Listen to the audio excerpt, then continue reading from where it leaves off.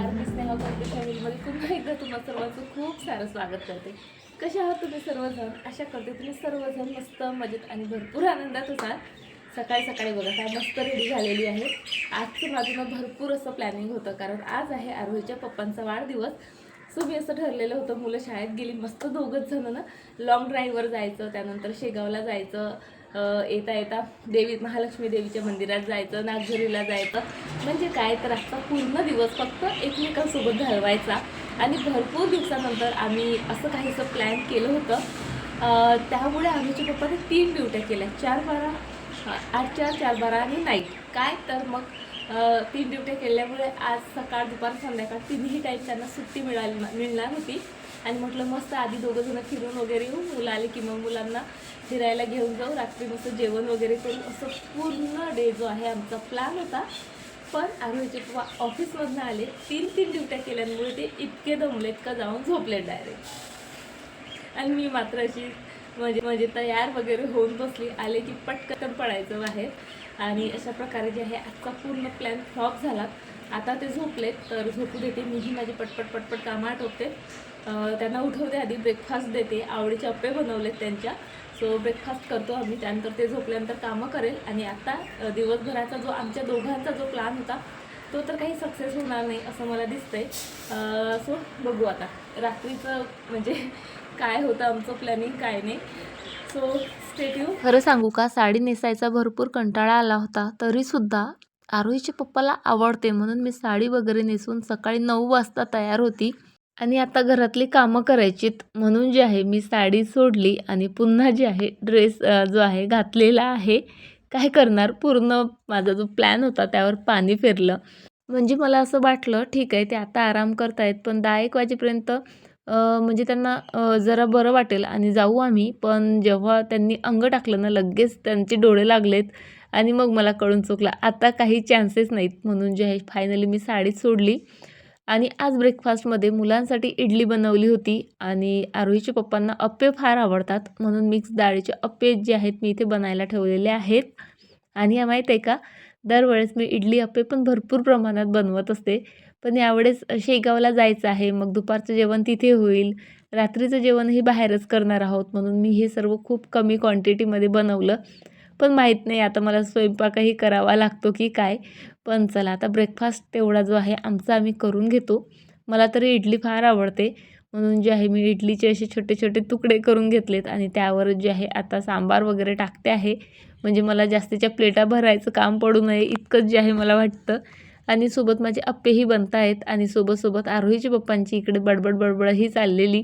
कारण मी अप्पे बनायला ठेवल्या त्यांना उठवायला गेले आणि त्यांचं असं म्हणणं होतं की पूर्ण बनू द्यायचे होते आणि नंतर मला उठवायचं होतं. कारण तुम्हालाही माहीत आहे अप्पे बनायला जरा वेळ घेतात आणि तितकाही वेळ त्यांना म्हणजे इरिटेट होत होते ते. त्यांचं म्हणणं होतं मला डायरेक्टली तू बेडवरच का नाही खायला आणून दिलं. आणि मला असं वाटत होतं त्यांच्यासोबत गप्पा गोष्टी करत राहिलं किंवा ब्रेकफास्टला जरा वेळ झाला तर त्यांची झोप जाईल आणि मग आपला जो काही प्लॅन होता जो आपल्याला म्हणजे कंटिन्यू करता येईल असं जे आहे मला वाटत होतं. पण त्यांची काही झोप गेलीच नाही.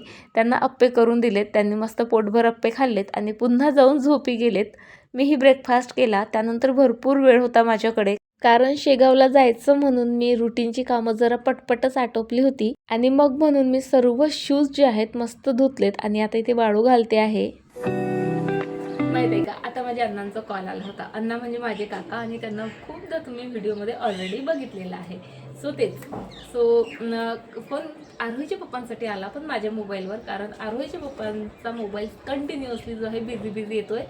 वाढदिवस आहे म्हटल्यावर मित्रमंडळी इकडली सर्वांचे कॉल चाललेले त्यांना. म्हणून अण्णांनी मला माझ्या मोबाईलवर कॉल केला आणि त्यांना सांगितलं हे बिझी आहे, नंतर बोलून देते. तोपर्यंत आम्ही बोलत होतो. तर त्यांचं असं असतं की व्हिडिओ कॉल कर, म्हणजे असं बोलल्यापेक्षा ना एकमेकांना बघून बोललेलं म्हणजे जरा बरं वाटतं. जसा व्हिडिओ कॉल ऑन केला ना तसंच अण्णांचे रिॲक्शन, हे काय झालं तुला? म्हटलं काय झालं? म्हणे तुझ्या चेहऱ्याला बघ काय झालं. मला वाटलं काही लागलं असेल. मी पटकन आरशासमोर आली, चेहऱ्याला तर काहीच नव्हतं. बोलले कशी दिसते तू, चेहरा कसा झालाय तुझा? आणि बघा, आपण दररोज आपण स्वतःला जेव्हा बघतो ना आपल्यात झालेले चेंजेस आपल्याला कळत नाहीत. पण जेव्हा एखादा व्यक्ती 15 दिवसानंतर 1 महिन्यानंतर असं आपल्याला बघतो ना तर आपल्यात झालेले चेंजेस म्हणजे बॉडीमध्ये असू देत की चेहऱ्यामध्ये असू देत किंवा कलरमध्ये असू देत समोरच्या व्यक्तीच्या लवकर लक्षात येतात आणि तसंच काहीसं आज झालं. जसं अण्णांनी माझ्याकडे म्हणजे मला बघितलं तसे त्यांचे रिॲक्शन होते, बापरे चेहरा कसा दिसतोय. आणि मी हे आरशात बघितला आणि मी म्हटलं कसा दिसतोय अण्णा, एक्सप्लेन तर करा. तर बोलले जेव्हा आपण गोव्यावरनं आलो होतो तेव्हा तुझा चेहरा जसा झाला होता ना तसा दिसतोय. म्हणजे लग्नाच्या आधी मी माझ्या शॉर्ट व्हिडिओच्या सिरीजमध्ये तुमच्यासोबत शेअर केलेलंच आहे. अण्णांसोबत फिरायला गेले होते गोवा वगैरे वगैरे. सो तेव्हाही मला भयंकर टॅनिंग झालं होतं, एवढं की अशा म्हणजे ब्लॅक स्पॉट झाले होते चेहऱ्यावर. आता तेवढे नाही आहेत पण तशाच टाईपचं टॅनिंग मला झालेलं आहे. माझी स्किन फार जास्त सेन्सिटिव्ह आहे उन्हाच्या बाबतीत. मला फार लवकर टॅनिंग येतं. की पहिल्या दिवशी आम्ही चौरागडावर गेलो ना तर उतरल्यानंतर लगेच मला म्हणजे शिल्पाने म्हटलं सुद्धा माझे हात बघून की स्नेहा तुझे हात कसे झालेत. म्हणजे अगदी असा ब्लॅक लेअर आली होती माझ्या हातावर आणि चेहऱ्याचे काहीसे तसेच हाल होते. पण चेहऱ्याला म्हणजे मी सनस्क्रीन लावलं होतं चेहऱ्यालाही आणि हातालाही. इथपर्यंत तर स्लीव्ज होत्या, बाकीच्या हाताला लावलं होतं. पण सनस्क्रीनचं कसं असतं, लावल्यानंतर 4 ते 5 तास ते छान ॲक्टिव्ह असतं पण त्यानंतर ते काही पाहिजे तसा रिझल्ट देत नाही. आणि आता पण फिरता फिरता काही नेहमी काही सनस्क्रीन वगैरे लावत नाही कारण पूर्ण दिवसभर आम्ही फिरत होतो. सो त्यामुळे चेहरा, हात आणि पाय नाही सॉरी पायात तर शूज होते, मस्त टॅन झाला. आणि मला तिनेही सांगितलं तरीही मी इग्नोर केलं. घरी आल्यावर काही नाही, आता आपण दररोज पाहतो तर आपल्याला एवढा काही फरक जाणवत नाही. पण आज पुन्हा अण्णांनी तीच गोष्ट रिपीट केली. सो मलाही जाणवलं की खरंच चेहरा भयंकर टॅन झालेला. आता याचं काहीतरी करावंच लागेल. ऑप्शन आहे माझ्याकडे, एकतर मला टॅन रिमूव्हचं जे फेशियल असतं ते करावं लागेल किंवा मग घरगुती उपाय करावे लागतील. फेशियल केलं तर एका दिवसात बऱ्यापैकी टॅन जातं. फेशियल करा, क्लीनअप करा, एका दिवसात ते प्रोडक्ट्स यूज करून बऱ्यापैकी टॅन जातं. पण 300 ते 500 रुपये त्यासाठी मोजावे लागतात आणि सध्या तरी मला गरज वाटत नाही कारण मला काही कुठे बाहेर जायचं नाही, काही नाही. त्यामुळे हे टॅन हळूहळू गेलं तरी मला चालतं. म्हणून जे आहे मस्त यासाठी मी आता एक फेस पॅक तयार करते आणि आठवड्यातून रेग्युलर जे आहे 3 ते 4 दिवस हा मला आता लावावा लागेल. तर स्किन जी आहे पहिल्यासारखी होईल माझी. आणि खरंच इतकी सेन्सिटिव्ह स्किन कशालाच आहे माझी. कधी असं वाटतं थोडंही मी उन्हात गेली ना मला इचिंग व्हायला लागतं आणि त्यानंतर मग चेहरा असा काळाकुट्ट पडतो. सो म्हणून जे आहे मला एक्स्ट्राची काळजी घ्यावी लागते. पण बाहेर गेलं की निष्काळजीपणा हा होतोच आणि पाहिजे तशी केअर आपण करू शकत नाही ऑब्व्हियसली. सो त्यामुळे हे असे रिझल्ट येतात. चला आता पटपट मस्त एखादं फेस पॅक तयार करते आणि चेहऱ्याला लावते आणि बघते कसा काय रिझल्ट येतो ते. सो सर्वात आधी बघा मी इथे 1 स्पून जे आहे आपलं ऑरेंज पील पावडर घेतलेली आहे आणि ही मी घरीच बनवली. त्यानंतर त्यामध्ये 1 चम्मच बेसन घातलं आणि त्यानंतर 2 चम्मच जे आहे पपयाचा गर काढून त्याचा रस घातला. पपयाचा रस आणि सोबतच जे आहे अर्ध्या आलूचा रसही जो आहे मी त्यामध्ये घातलेला आहे. आलूचा रस हा नॅचरल म्हणजे काय म्हणू शकतो आपण त्याला, टॅनिंग एजंट किंवा ब्लिचिंग एजंट म्हणू शकतो. त्यामुळे टॅन लवकर जातं आणि स्किन ब्लीच होते. जो काळवटपणा आहे तो लवकर कमी होतो. पपईने सुद्धा नॅचरली स्किन ग्लो करते, काळवटपणा दूर होतं.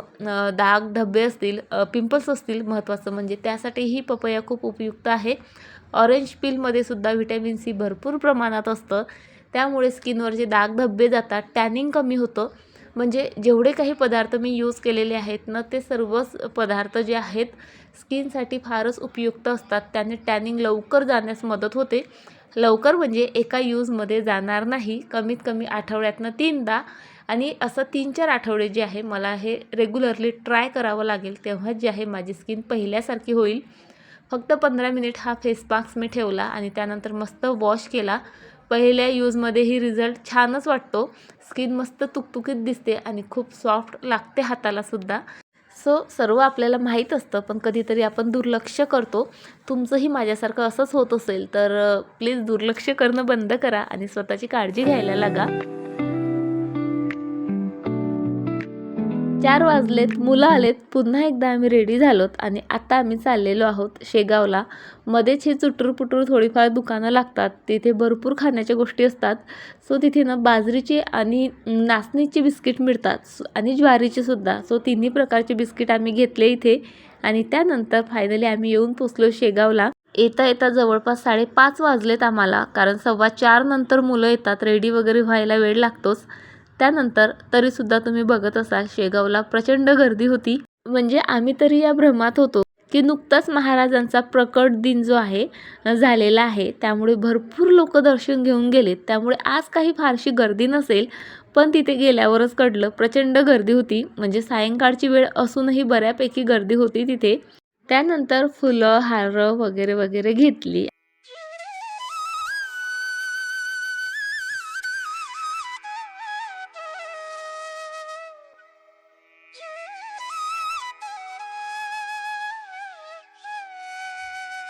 आता गर्दी बघून वाटत होतं दर्शनाला बराच वेळ लागेल, पण स्क्रीनकडे बघितल्यावर लक्षात आलं काही नाही, दर्शनाला फक्त अर्धा तास आणि मुखदर्शनाला तर 10 मिनिटच लागणार होते.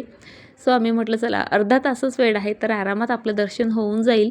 सो त्यामुळे आम्ही रांगेतच लागलो. आज रांगा फार लांबपासनं नव्हत्याच, तरी पण बऱ्यापैकी गर्दी होती तिथे. पण माहिती आहे का, एकदा रांगेत लागलं ना की अर्धा तास खरंच कुठे जातो ना कळतच नाही.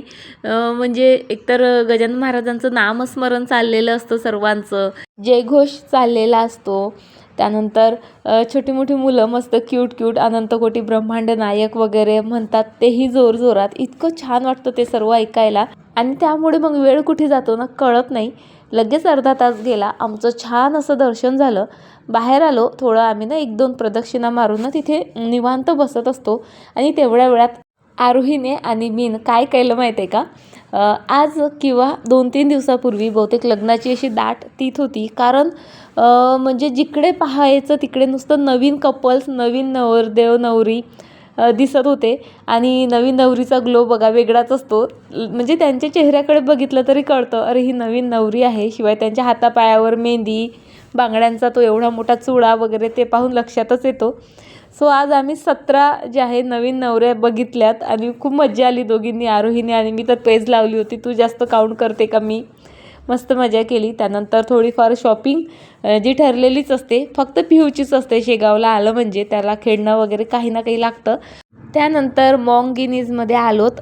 केक घ्यायचा होता साहेबांसाठी. सो वाढदिवस कुणाचा जरी असला तरी केक मात्र पिहूच्याच आवडीचा असतो. इथे 100% व्हेज केक मिळतो, म्हणजे याची गॅरंटी देतात ते. त्यामुळे बऱ्याचदा आम्ही इथनं केक घेऊन जातो. आपल्या नॉर्मल जे शॉप असतात ना, म्हणजे आम्ही बऱ्याचदा यादव बेकरी आहे एक शेगावला, तिथनंही घेऊन जातो. त्यापेक्षा इथे रेट जरा हाय असतात, पण केकची क्वालिटी मात्र छान असते आणि चवही बऱ्यापैकी असते. सर्वात महत्त्वाचं म्हणजे शुगर कमी असते, म्हणजे टेस्ट जरा हलकी लक्षात येते की अरे हा जास्त गोड नाही म्हणून.